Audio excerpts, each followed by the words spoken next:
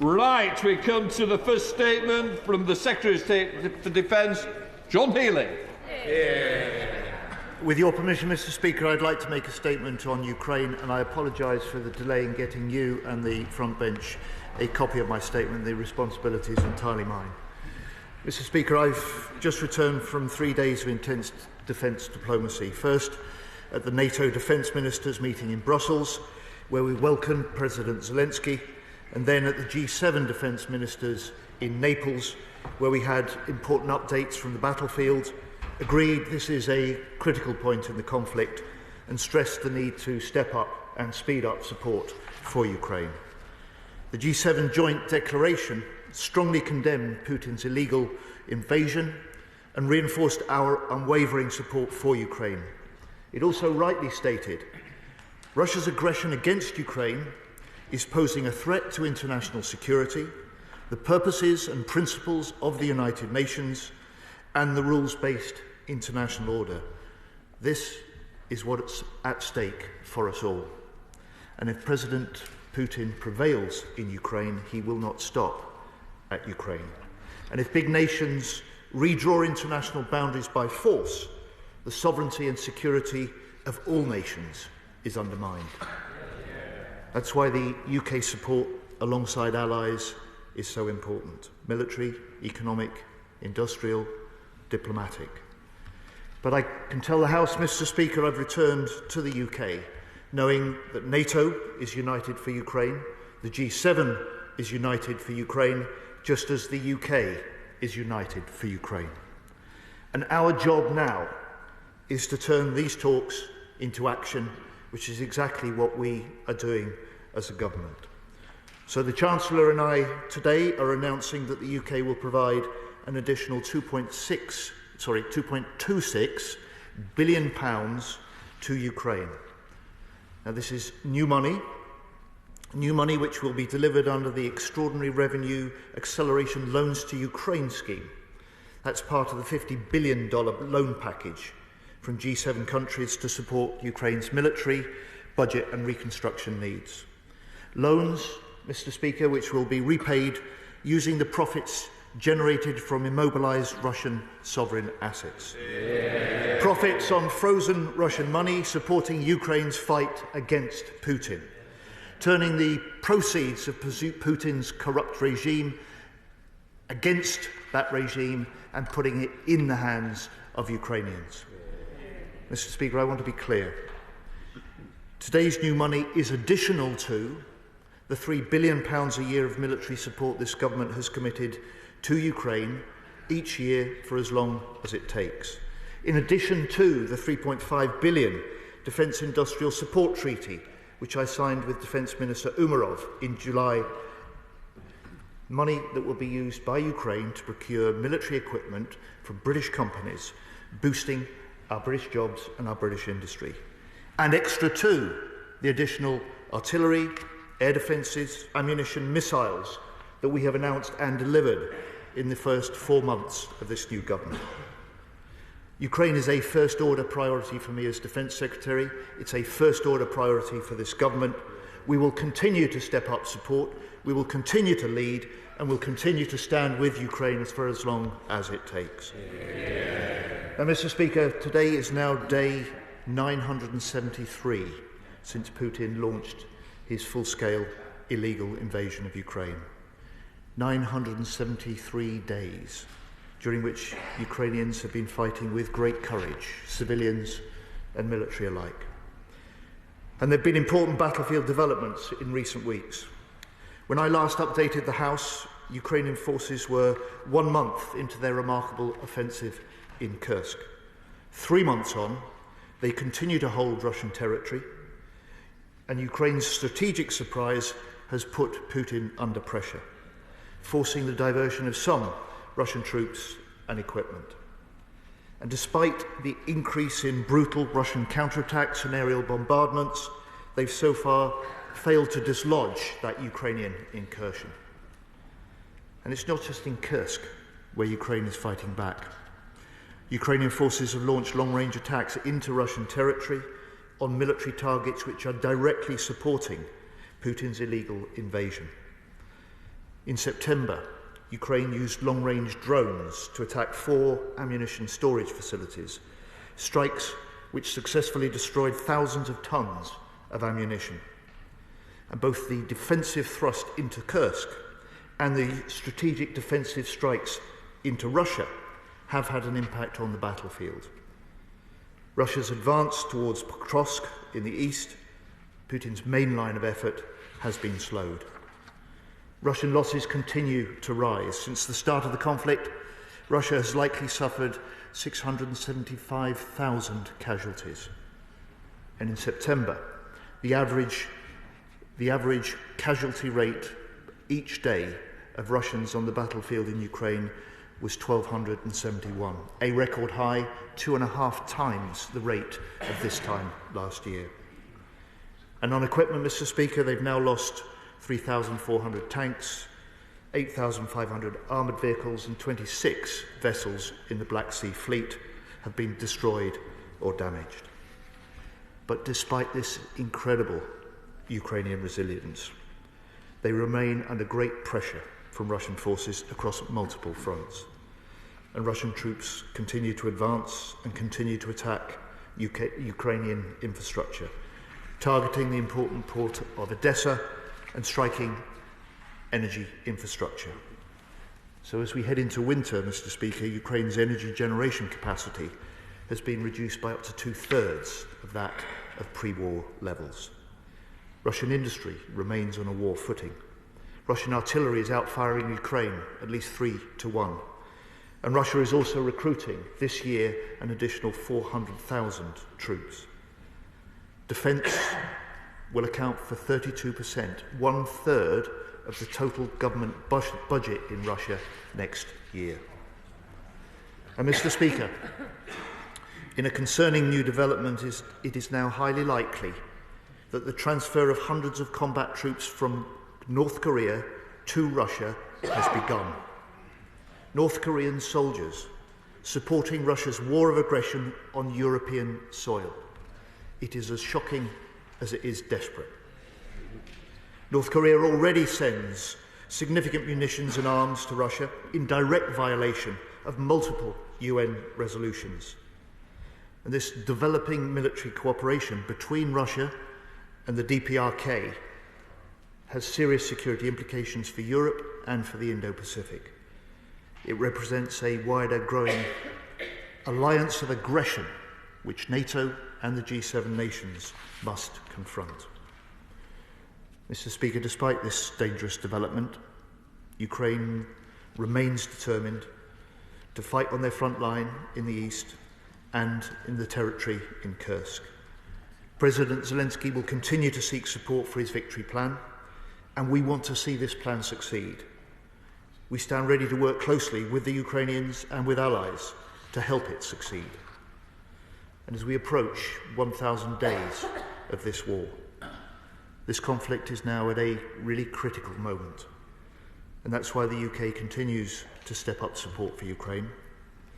Ukrainians are fighting to regain their sovereign territory, but they are also fighting to protect the peace, the democracy, and the security for the rest of us in Europe. James Cartlidge, the Shadow Secretary of State. Thank you, Mr. Speaker, and can I start by thanking the Secretary of State for advance side of his statement. May I offer my condolences and everyone on this side of the House to the family and friends of Corporal Christopher Gill, who we understand tragically lost his life during a training exercise recently. We understand he served this country for 13 years, including in Afghanistan, and more recently volunteered to train Ukrainian soldiers in the UK, having visited Salisbury Plain last May to see Operation Interflex, Mr. Speaker.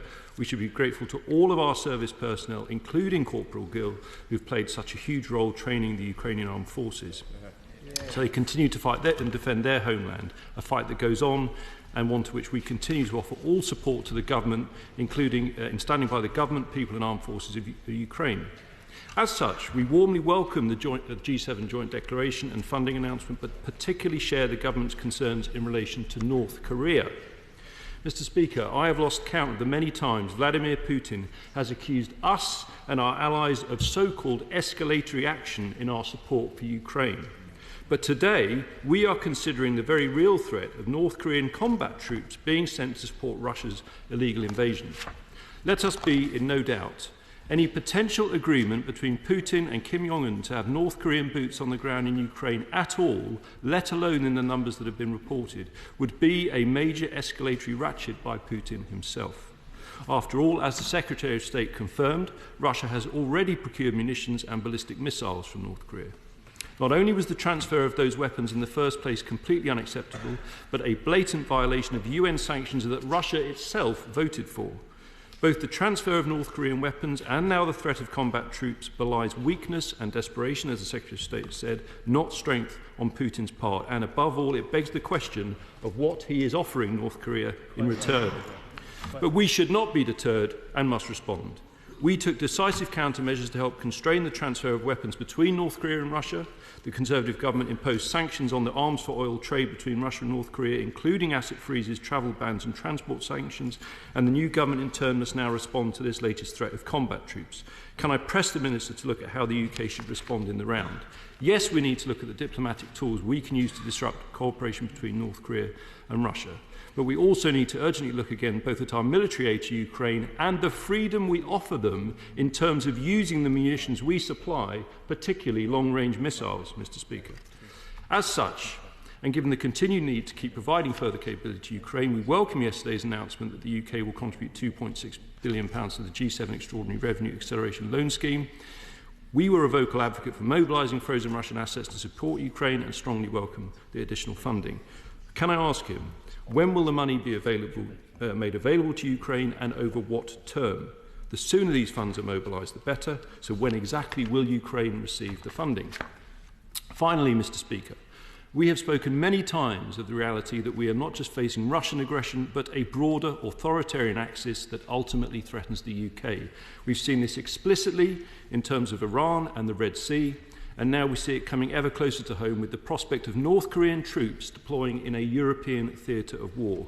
Surely this strengthens even further the argument that the government needs to deliver on its supposed cast iron guarantee to spend 2.5% on defence. So given that the Secretary of State failed to answer me in defence orals, can I once again press him to confirm that he is fighting hard with the Treasury to deliver a clear pathway to 2.5% in the budget at the end of this month? Secretary of State.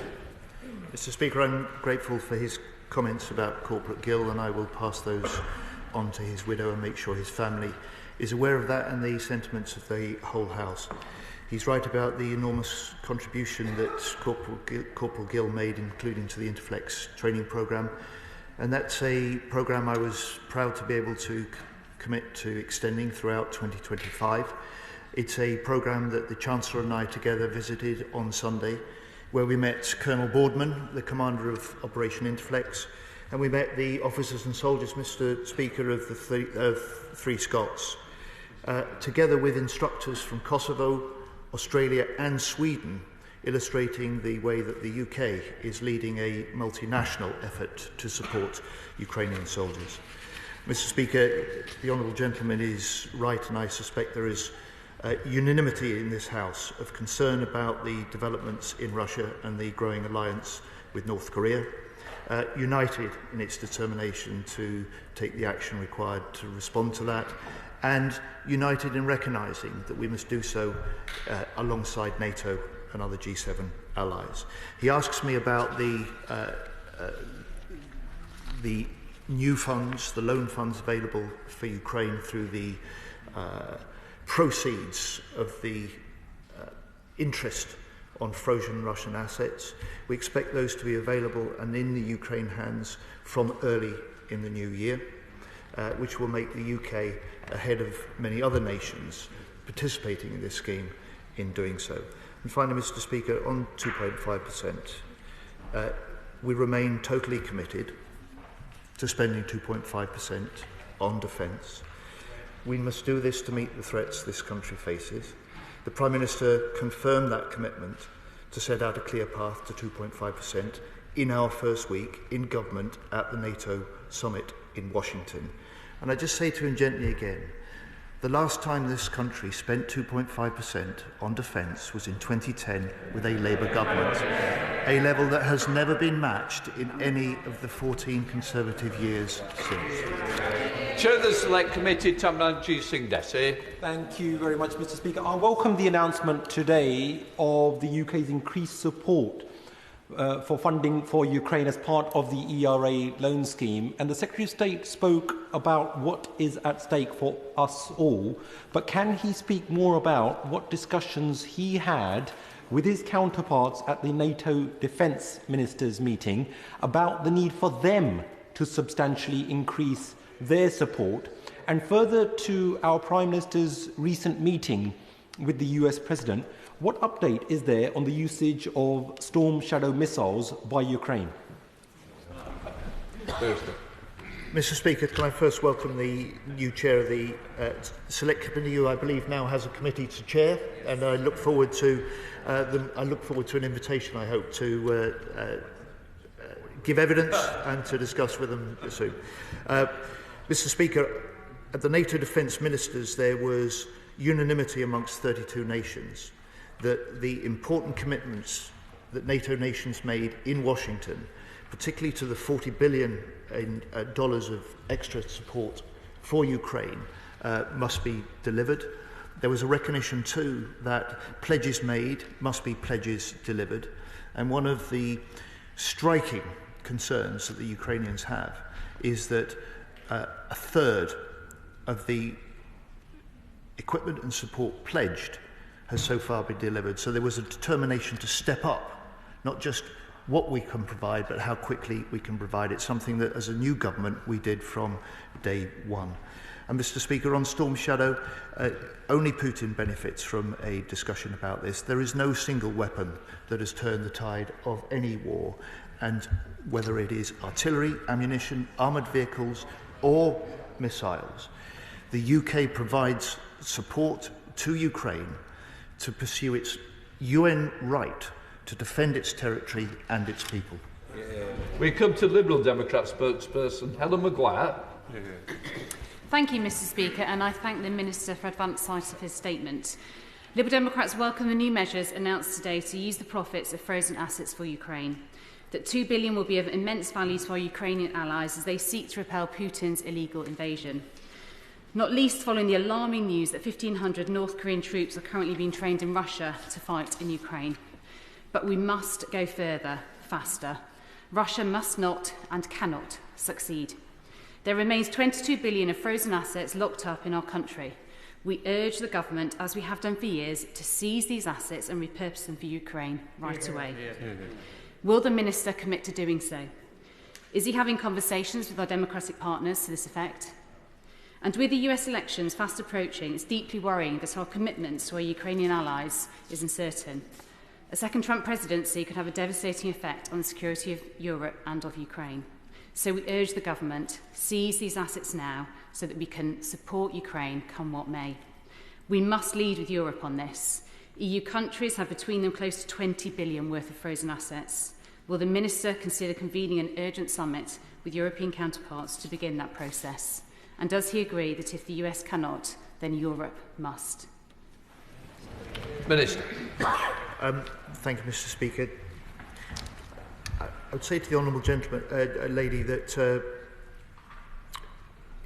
in fairness to the party opposite, when they were in government, and her party before the election, as we did, we were united in the efforts to try and get the interest drawn down from the frozen Russian assets, put in Ukrainian hands.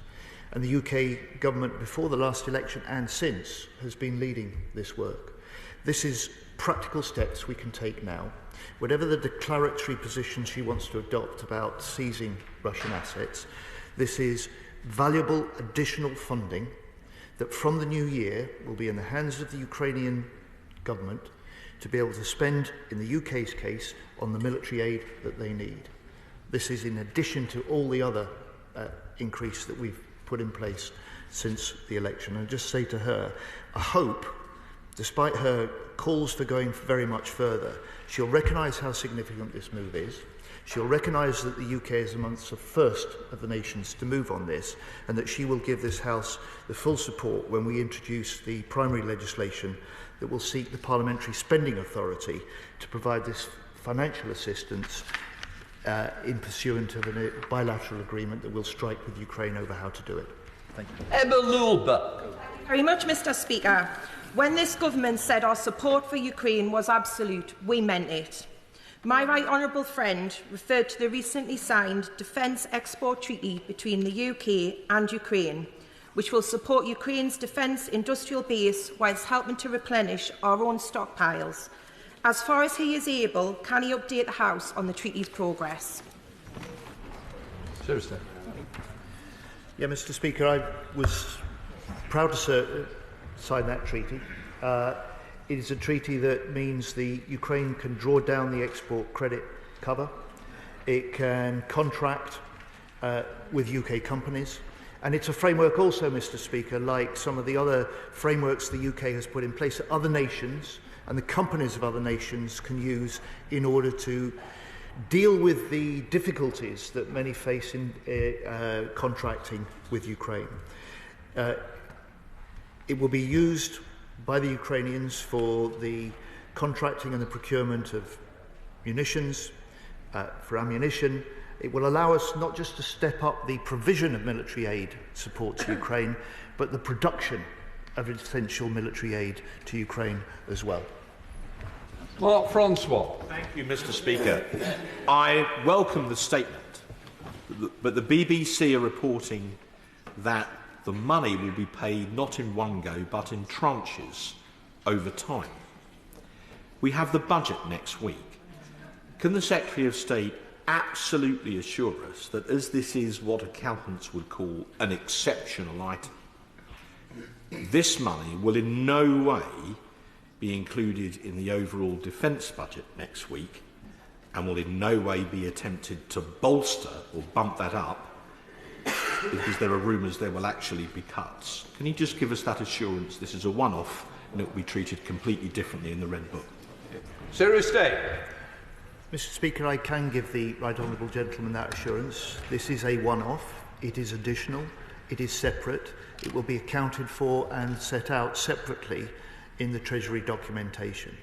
Its significance is that it is a loan to Ukraine that Ukraine will not have to pay back, because it's the interest on the frozen Russian assets that will service that loan. And he asks at the beginning of his question, why not this paid all in one go? This will be made available soon in the new year. The Ukrainians will be able to draw it down as they need it for the purposes that they decide they need it for. Derek Twigg.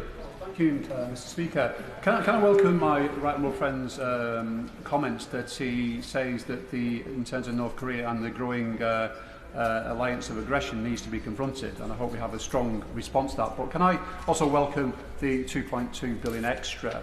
But he makes a very important point during his statement, one of many, which was that the Ukrainians have been outgunned 3-1 in artillery by the Russians. So, of course, while the additional support is vital, how quickly can we ensure we get extra munitions, artillery and missiles from the alliance, from the G7 and that across to Ukraine? Secretary of State. We can get it into the hands of Ukrainians just as soon as it's available for that purpose. And it's one of the reasons, for instance, when I announced the new contract in the UK to produce the short-range air defence missiles, the LMMs, initial contract of 650. They will be in the hands of Ukrainians from the beginning of next year, and we hope to step that up during the course of 2025. Likewise, where other nations are ready to make available the weaponry and the ammunition that Ukrainians need, the established arrangements for getting it in the hands of Ukrainians is in place. It's not a question of how, it's a question of how quickly. Sir Julian. The delicious irony of the interest on Kremlin kleptocrats' ill-gotten gains being used to fund the resistance against Russian aggression will not be lost on members in all parts of this House, and I welcome in entirety what the Defence Secretary has said. He will know better than any of us the crucial importance of the NATO alliance machinery in the assistance of Ukrainian resistance.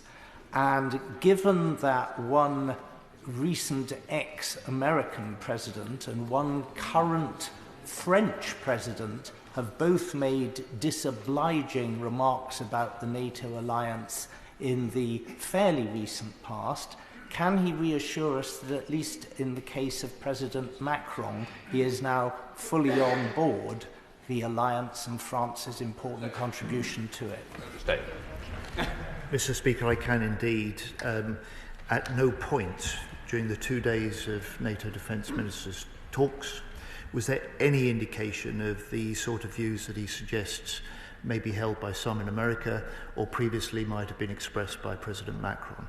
And indeed, in the very good bilateral meeting that I had with the French Defence Minister, Sébastien Lecornu, it is quite clear that the French commitment to support Ukraine is as strong as the UK commitment, and I'm glad to say the determination of the French to work with us more closely on security and defence is also equally strong. Calvin Bailey. I welcome the statement today and the announcement of further funding. And in order to ensure that we sustain the pace and level of support that we're providing aid to the Ukraine, and to ensure that we energise our own logistical enterprise, may I ask my right honourable friend what action he has taken to boost UK defence industrial production to support both Ukrainian armed forces and our own defence supply chains across the whole of the UK? Well, my honourable friend knows this territory probably as well as anybody else in this House, Mr. Speaker, and he will know that over the 973 days, one of the things that the UK government has done is to change fundamentally the way that we go about procuring what's required. And industry, British industry, has responded magnificently to that, being able to respond quicker, innovate more rapidly, and to devise what they can produce to meet the needs that Ukraine says they have on the front line. Our task in UK government is to be the middleman, if you like, to make sure that that can happen. It can happen at greater volumes and it can happen at greater speed, and we'll continue to do that. Mike Martin. Thank you, Mr. Speaker. Does the government think that Ukraine is winning or losing? Well, Mr. Speaker, I'm not sure if he was listening to my statement, but I made very clear that this is a critical period in the conflict. Ukraine is under huge pressure, especially on the Eastern Front, but it is fighting, it is counter-offensive, it is putting Putin under pressure as well.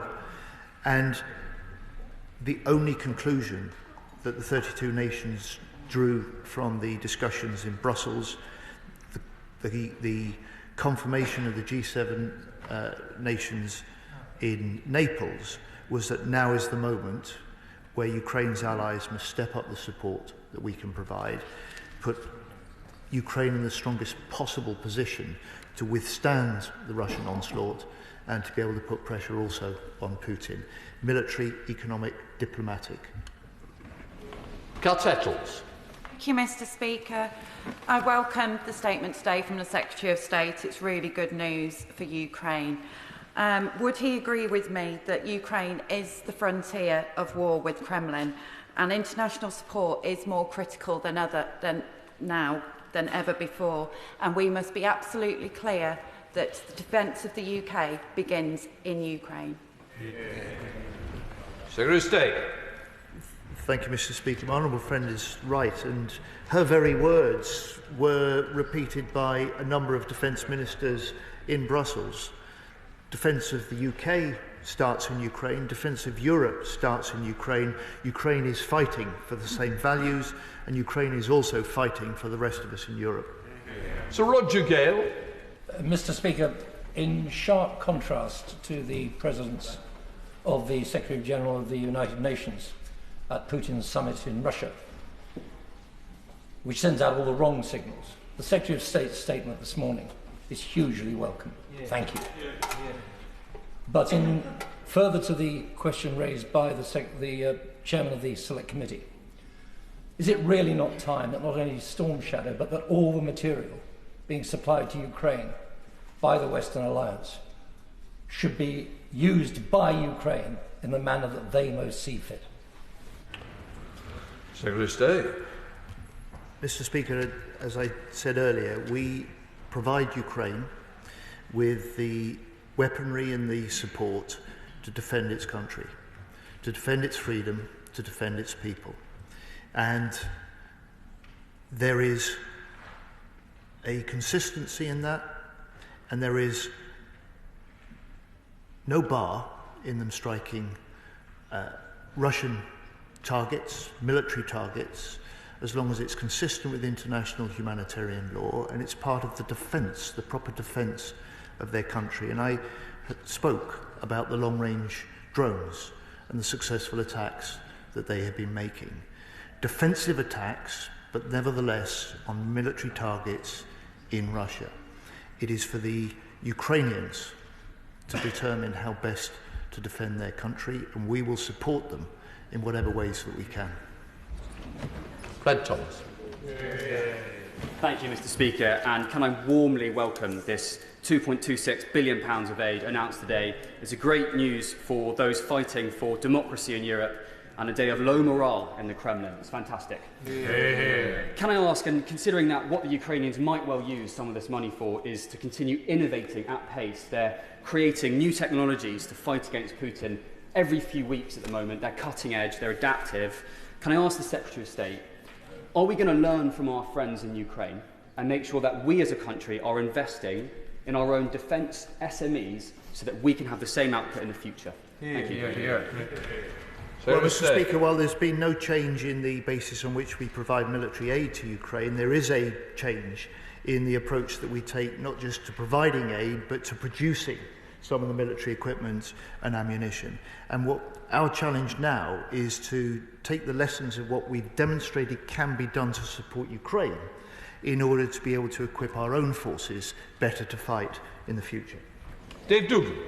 Thank you, Mr. Speaker, and I thank the Secretary of State for his statement, its content and advance sight of it. The additional funding for Ukraine is, of course, very welcome, but it's what materiel they turn that into which will have the effect on the battlefield that we wish to see. With the shell production of our European partners still well short of 1 million units per year, can the Secretary of State, as far as possible, indicate how UK shell production has grown, either in numeric or percentage terms? And if he can't share that with the House, can he give us an assurance that it is increasing? Thank you. State. Mr. Speaker, I can absolutely give him the assurance it's increasing. I've already spoken about the short-range air defence missiles, the LMMs, which is increasing, particularly to meet what the Ukrainians need. And they're very clear. It is air defence systems, it's long-range drones, it's the things that matter most, both for their defence and their ability to put Russia properly under pressure as well. Joanna Baxter. Thank you, Mr. Speaker. Can I warmly welcome today's announcement of an additional £2.2 billion financial support for Ukraine generated by frozen Russian assets. Can my right honourable friend say a little more about this concerning development of North Korean soldiers supporting Russia's war of aggression on European soil, and how that underlines the importance of us using every tool in our box to support Ukraine's efforts? So State. Mr. Speaker, I regret to say to my honourable friend, I'm not in a position to give the House any more details of this. First to say, we are watching this extremely closely, monitoring it extremely closely, but we and the House has detected this growing cooperation between North Korea and Russia, growing cooperation between Iran and Russia, at least over the last 12 months. It's a sign not of strength but of weakness on Putin's part, but it does introduce a dangerous new development both to Ukraine and to wider European security. Mark Plitchard. I welcome the Defence Secretary's recognition of President Zelensky's victory plan and his support for that, but he will know that part of that plan is the use of long-range missiles. And I get his point about long-range drones, UK drones, being used for military targets only in Russia and within the norms of international rules of law. I also detect, perhaps, with two questions on long-range missiles, these edging towards a position where he might publicly declare that Ukraine can have the freedom to hit targets in Russia, military targets, using long-range missiles. That will change the war. That will have an impact. Secretary of State. Mr. Speaker, we step up the support we provide to Ukraine, but there's been no change in the basis on which we provide that support to Ukraine. Clive Betts. Speaker, could I thank my right honourable friend for his statement and also thank him for the amount of personal commitment he's clearly making to this subject. It's obviously very expensive for Putin to fight this war, but he's getting a lot of this money from the sale of oil. There are real concerns that there are British firms or firms with British connections who are facilitating and enabling the illegal oil trade to go on. So what more can be done in cooperation with his friend, the Foreign Secretary, to ensure that sanctions are more effective against the Russian oil trade? Secretary of State. Well, my right honourable friend is right. It isn't just that we can confirm today making this additional loan money available for the Ukrainians. It's also important to remember that the sanctions themselves are responsible for freezing at least $400 billion of money otherwise that Russia will be able to use to feed its war machine. And wherever there is evidence of sanctions busting, including some of the steps that have been taken by this UK government and others on the shadow fleet, in other words, the shipping that is in the grey zone trying to avoid sanctions, wherever we have the evidence required to act and to sanction, we will do that and will continue to do that. Sir Blavan. Not only is a full battalion of North Korean soldiers set to be deployed to assist Russia in Ukraine, but Putin is also benefiting from components and weapons provided by the Iranians and the Chinese. This all represents an unprecedented conflation of threats to global security. So I echo the question put by my friend, the Shadow Defence Secretary. The commitment to investing 2.5% of GDP is the right one, but when will it be backed up with action? Well, the right honourable lady is right. You know, we totally condemn North Korea's involvement and support for Russia, from arms transfer to any further developments. And as I said in my statement, this is in breach of multiple UN resolutions and will continue to watch that. Phil Bricknell.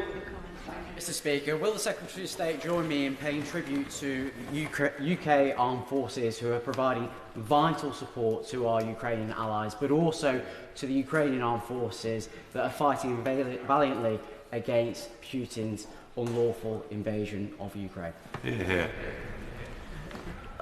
I will indeed, Mr. Speaker, and I've had the privilege of visiting Interflex training courses, I think 4 times now. I visited the second ever course at Salisbury Plain. It is deeply moving both to see the level of commitment of British forces to the task of training Ukrainians and to spend time with those Ukrainian recruits, men who are lorry drivers, bank clerks, PR executives of all ages who have volunteered to fight for their country and their freedom, trained by British forces, now with other countries alongside them, equipping them to be able to fight for their country, but knowing that they will return to their own nation, they will return and they will return soon to the front line, is deeply sobering. Dr Andrew Morrison. I very much welcome this £2.26 billion, but has the Defence Secretary had an opportunity to study the National Audit Office report published last month into the impact of our operations in Ukraine, in particular on that Operation Interflex has had on the availability of the defence estate for the training of units of the British Army. And whilst that's acceptable in the short term, in the long term it probably is not. What impact assessment has he carried out, and what proposals does he have to make available the defence estate we need to train British soldiers? Secretary of State. Well, nothing will shake our commitment to continuing the Interflex training programme. We are determined, and we will continue that throughout 2025. And those partner countries that have been alongside us this year, many are now already committed to doing so next year.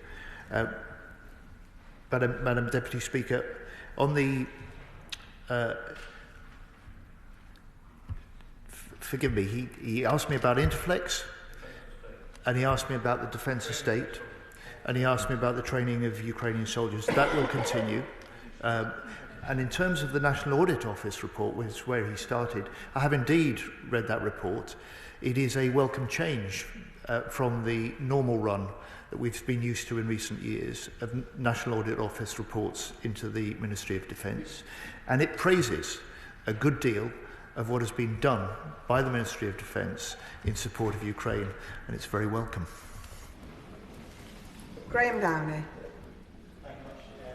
Deputy Speaker, and thank you to the Secretary of State for a very welcome statement indeed. In that statement, he mentioned the importance of Ukrainian forces' efforts in the Black Sea against the Russian Black Sea Fleet and how important that is to the Ukrainian economy. Can he perhaps go a little bit further and describe how this funding with Ukraine will actually help them to ensure that security and perhaps even go further in the Black Sea? Thank you. Madam Deputy Speaker, the principle of this funding is that we put it in the hands of Ukrainians. Ukrainians are in the best position and must be in the position to decide how best to use it. We have said they can use it entirely if they choose for military support, and the support that they choose to procure with it will be a matter for them in discussion with us. David Mundell. Thank you, Madam Deputy Speaker. Is the Defence Secretary able to share with us any conversations that the Foreign Secretary had whilst in China about China's engagement in this situation, and particularly their willingness to bring the influence that they undoubtedly have on both Russia and North Korea to bear? Secretary of State. I can indeed. Madam Deputy Speaker. So the Foreign Secretary was in China on the 18th and 19th of October. He met with his counterpart, the Foreign Minister, and he did indeed talk about the areas in which our countries may disagree, including on Russia's illegal invasion of Ukraine, and he talked also and raised the UK's concerns over China's supply of equipment to Russia and to Russia's military-industrial complex. Kevin Benavia. Deputy Speaker, I also very much welcome today's statement from our right honourable friend, the Secretary of State. It's evidence not just of warm words, but of real practical support for our ally in its desperate hour of need. But this country cannot do this on its own. Can my right honourable friend update this House on any discussions that he or his ministerial colleagues have had with our friends in the rest of the G7 in combating Putin through economic measures? Secretary of State. I can indeed, Madam Deputy Speaker. I came away from Naples, from the G7. I came away from Brussels for the NATO defence ministers, reinforced of the view that there is a determination not just to stand with Ukraine now, but to do so for as long as it takes. And I will send my honourable friend a copy of the communiqué from both, in which I think he will be encouraged, as I was, by the degree of unanimity and determination, not to allow Putin to believe that if he holds out, the West will give up. Richard Ford. Thank you, Madam Deputy Speaker. I welcome the announcement of the acceleration loans, but also welcome the timing. The British government is not simply waiting to see the outcome of the US presidential election in the way that some governments are doing at this time. Will the Defence Secretary repeat the assurance that he gave the House last week namely that European NATO nations can assure Ukraine that, regardless of US policy, military aid to Ukraine will not decrease next year? Secretary of State. On the contrary, Madam Deputy Speaker, we're determined to maintain and step up from the UK the military aid required. There is a similar determination I found from defence ministers across the NATO nations, and we recognise that this is a fight the Ukrainians are mounting for themselves, but they are also waging on behalf of us all and the values that we share with them. Tarkill Crichton.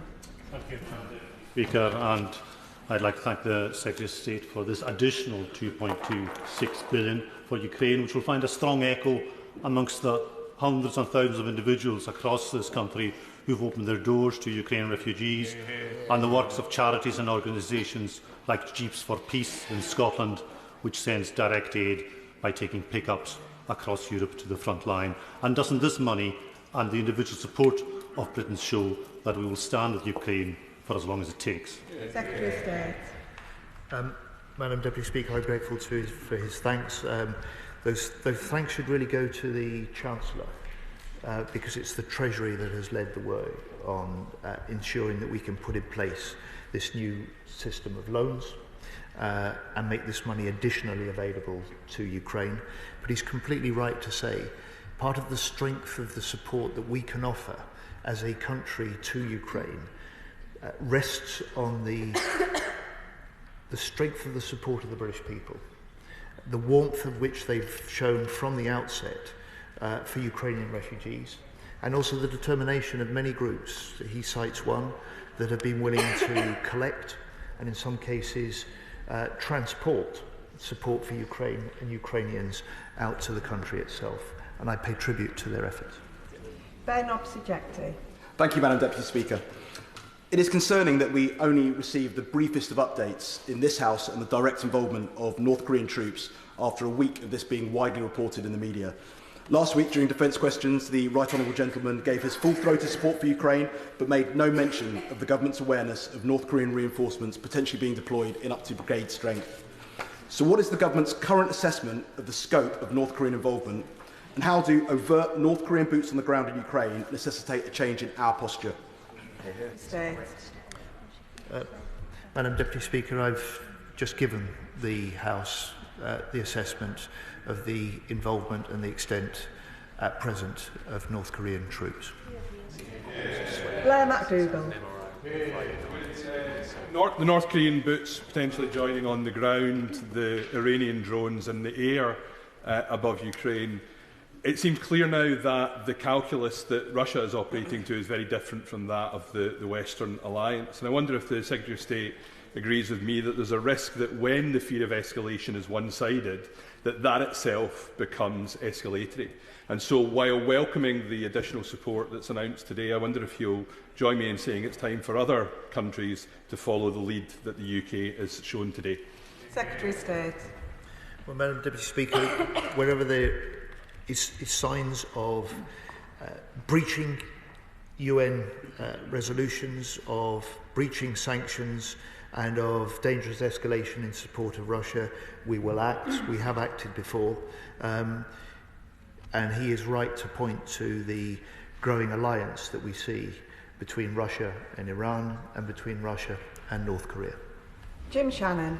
Thank you, Madam Deputy Speaker. Could I thank very much the Secretary of State for his statement and indeed for his very, very welcome news. Everybody in this House is pleased and indeed incredibly pleased at the decision by our government and by our Minister to do that. Thank you very much. I'm just a bit conscious of the US elections. I want to ask a question if I can in relation to that. As the US election draws closer and the uncertainty of the level of support that will come from the US post-election, does the Secretary of State agree that there must be caution, I say this very, very respectfully, of any minister or indeed anyone in this House expressing an opinion on that presidential race? But will the Secretary of State take the opportunity to reaffirm the strong, resilient view of the United Kingdom of Great Britain and Northern Ireland to stand against Russian aggression, to support those who need our help through aid, through weaponry and through diplomacy? Thank you so much. State. I think the Honourable Gentleman is right, quite clearly. The US elections are for the US people. As a UK government and as a UK Parliament, we will deal with whoever the American people choose to elect as their president. He is right, however. I'm glad he welcomes the support that as a government we've stepped up for Ukraine. But I'd say to him and to the House, and the honourable gentleman opposite, who is the Shadow Defence Secretary, I think will recognise this, it makes the job of the UK government so much easier to provide this support when there is such united support in this House for what we must do to support Ukraine for as long as it takes. Tim Rocker.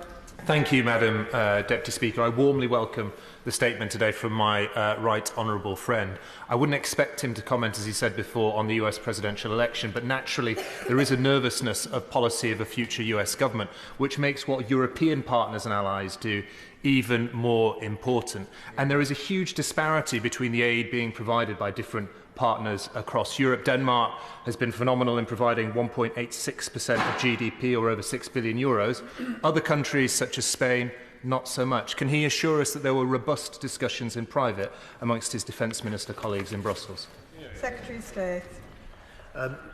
Yes, I can. There were those discussions, and those discussions were about the level of commitment we must make collectively to Ukraine, and the level of commitment we must make collectively to NATO itself. And I welcome the fact that this year 23 of the 32 NATO nations will meet that 2% of GDP threshold. It has to be a bare minimum. There is more that we will need to do, particularly as European nations within NATO in the years ahead. Joe Powell. Thank you, Madam Deputy Speaker. Can I warmly thank the Secretary of State and the full ministerial team for their hard work on mobilising this additional money from frozen Russian sovereign assets, and I do hope other countries will follow UK leadership on this. In mobilising every tool across the government, and with winter approaching, could I also ask the Secretary of State to continue the push to realise the assets from the sale of Chelsea Football Club, the £2.5 billion from Roman Abramovich that could go towards humanitarian needs, which are also increasingly urgent in Ukraine? Yes, indeed, Madam Deputy Speaker. The government sees the case that he makes, and my honourable friend, the Foreign Minister, in fact, met, I believe, my honourable friend last night to discuss this further. Gordon McKee. On a visit to Kyiv with parliamentary colleagues last month, we saw firsthand the incredible bravery of the Ukrainian people, who I know will welcome this afternoon's statement. But unfortunately, Russia's war machine continues to be powered by Western-made semiconductors that are smuggled into the country. So can I ask the Secretary of State what work the government is doing to make sure that Russia does not get access to this technology? One of the great assets of this government is my honourable friend, the Foreign Minister. And he's a great asset to this government and this House because of the work that he does with so many other countries. And wherever there is discussions that are required or evidence that's gathered, my honourable friend is speaking to a lot of the countries who may find that they have within their own country companies that could be involved in those supply chains. Wherever that happens, my honourable friend is on it, and he's leading the charge to make sure that where we can identify those supply chains, we take the action that's necessary to close them down. Alex Ballinger. Thank you, Madam Deputy Speaker, and I thank the Secretary of State for his very welcome statement. As we approach 1,000 days since Russia's illegal invasion of Ukraine, it's increasingly clear that Ukraine's survival is dependent on the West increasing our manufacture of munitions. Can you say a little bit more about boosting our defence industrial supply chains, including those in the West Midlands, where defence manufacturers are very keen to contribute? Secretary of State. Well, my honourable friend is right. The importance of the British defence industry isn't just in the greater security that gives us as a nation, it's part of the economic boost that will drive growth in the future. And one of the features I was so pleased to see at the recent Government Investment Summit was the confirmation that defence would be one of the 8 economic growth sectors which would receive the priority policy, focus and support as we develop that for the future. This is in the interests of Ukraine immediately. It's in our own interests in the future. It's the way that we can combine both the strengthening of our national security and the boost to our national economy. I'll now give the front benches a few moments to change over before we start on the second statements.